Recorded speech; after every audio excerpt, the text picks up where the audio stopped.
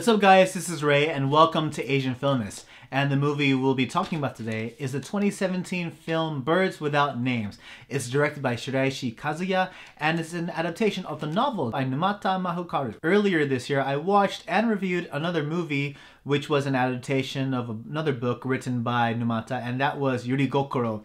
And I really like Yuri Gokoro, so going into Birds Without Names, I had some high expectations because, if I enjoyed Yuri Gokoro's story, I was bound to enjoy this movie as well, so I thought. And so this movie stars a lot of actors whom I really like, and they're all led by Aoi Yu. And she's supported by Abe Sadao and Matsuzaka Tori, who was also in Yuri Gokoro, I might add. And so the story of Birds Without Names, it's about this girl by the name of Towako, and she lives with Jinji, who is 15 years older than she is. And 8 years ago, Towako had a relationship with a man by the name of Kurosaki. But then the thing is, her relationship with Kurosaki, it was an affair, and he was actually married.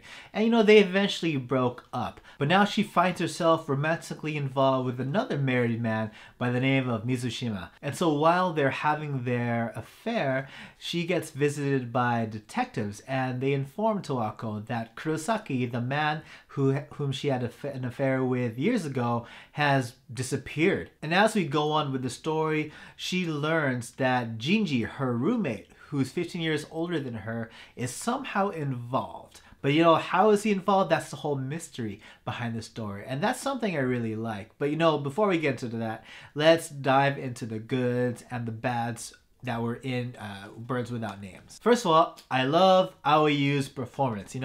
Any movie that she's in, I find something to enjoy. I think she is a wonderful actress with a lot of range and talent. And she shows them all in this movie. And Aoi Yu's character, Towako, she's essentially a bitch. And she's damaged, she's selfish, she does everything for her own self-gain. But at the same time, she's connectable and sympathetic because you can kind of feel with everything that she's been through why she's a bitch and why she makes all decisions that she does. This might be one of my more favorite Aoi Yu roles, and she has a really mature performance set on. I think for most of us who have watched Aoi Yu's performance in the past, we're very used to her more wholesome character types. But here in this movie, she portrays a very mature role, and she does it very well. And Abe Sadao, he had a really enjoyable performance as the guy who is forever in the friend zone. I mean, you look at Abe Sadao's character, and he's not a good-looking dude or the kind of guy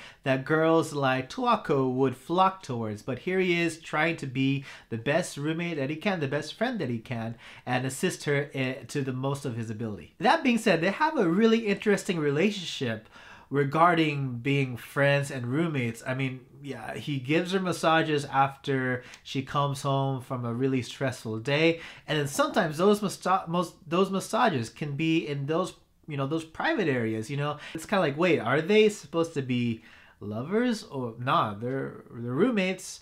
And he's in the friend zone, but here he is. That being said, there are a lot of erotic scenes in this story, and I think it's a great thing because for guys, we get to enjoy Aoi Yu in these erotic scenes. And for girls, they get to enjoy Matsuzaka Tori in those erotic scenes. And on top of the erotic scenes, this story had an amazing number of twists and turns that'll keep you guessing to the very end as to what's really happening. And adding to the twists and turns, the story is often told in a very non-linear fashion. So you'll be proceeding with the regular timeline, then you get a glimpse as to what happened in a certain event in each character's past, and then it'll just keep shuffling back and forth. And on top of that, some of these sequences, it seems like they are dreams. So a lot of the presentation of these scenes are very dreamlike and very surreal, and I think the way everything was pieced together, it created this really enigmatic atmosphere that was very interesting, and it grabbed my attention and held on to it until the very end. The only bad thing I have to say about this movie is, same as with Yuri Gokoro, I had issues with the ending with that movie. I also have issues with the ending of this movie. Granted, I think that the way the ending played out in this movie was much better than Yuri Gokoro's. And I felt in Yuri Gokoro, the story just kind of ends. And here, it doesn't necessarily just end, but I thought that it could have ended a bit differently. I don't want to get into details because doing so would spoil certain certain parts of the film, but I'll just leave it at that. But overall, what did I think of Birds Without Names? I really enjoyed it. It was a very good dramatic thriller, mystery hybrid story.